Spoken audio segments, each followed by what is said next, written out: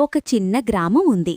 ఆ గ్రామంలో పిల్లలందరికీ ఎంతో ఇష్టమైన ఒక చిట్టి చిలకమ్మ ఉండేది.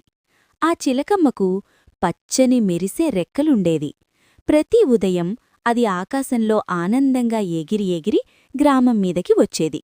గ్రామం పక్కనే ఉన్న వేపచెట్టుపై కూర్చొని చిలకమ్మ వెన్నెలలా తీయని పాటలు పాడేది. ఆ పాటలు విన్న పిల్లలందరూ నవ్వుతూ చేతులు చప్పట్లేసుకుంటూ ఆనందపడేవారు. పిల్లల నవ్వులు చూసి చిలకమ్మ ఇంకా సంతోషంగా పాడేది. పాటలు పాడాక చిలకమ్మ గింజలు తిని చల్లని నీళ్లు తాగేది. తరువాత పిల్లలతో కలిసి ఆడుకుంటూ చెట్టుకు చెట్టు ఎగురుతూ సరదా చేసేది. చిలకమ్మ ఎక్కడుంటే అక్కడే ఆనందం పూయేది.